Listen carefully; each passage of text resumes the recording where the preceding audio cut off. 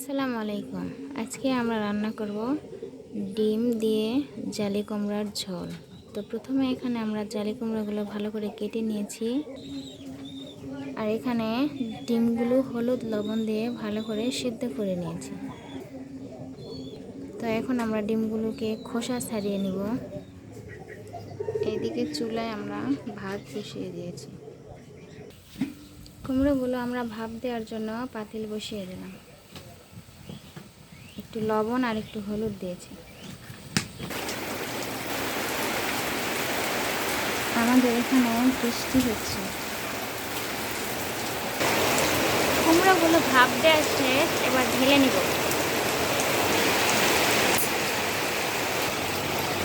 কড়াইয়ে সরিষার তেল দিয়ে দিলাম ডিমগুলো ভেজে নেওয়ার জন্য। আলুগুলো আগে ভেজে নেব।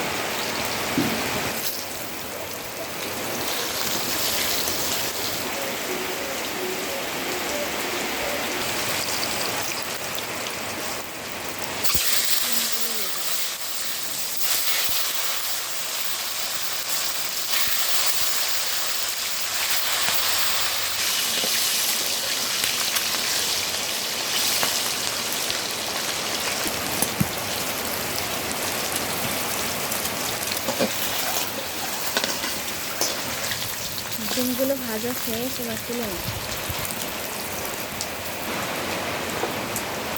কড়াইয়ে তেল দিয়ে দেব,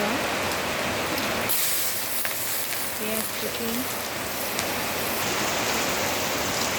মশলা, বাটা মশলা,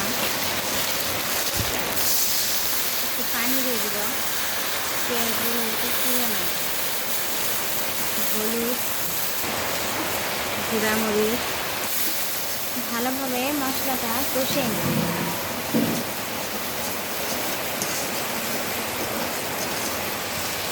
কুমড়োগুলো এখন ফেলে দেব।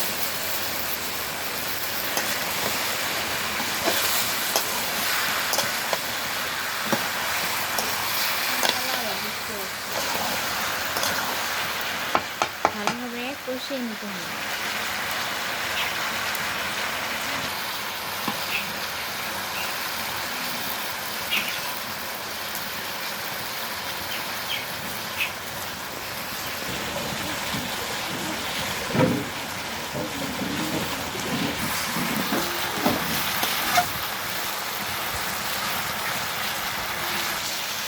আলুগুলো দিয়ে দিব।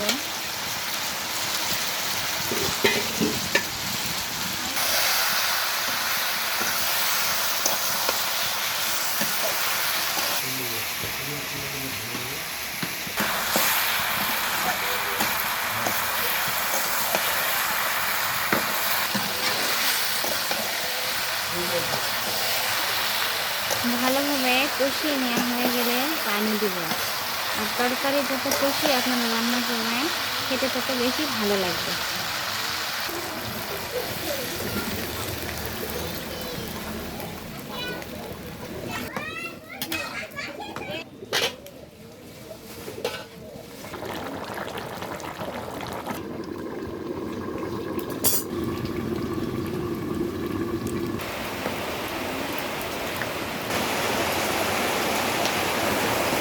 এখন ডিমগুলো দিয়ে দেবো মশলার মধ্যে।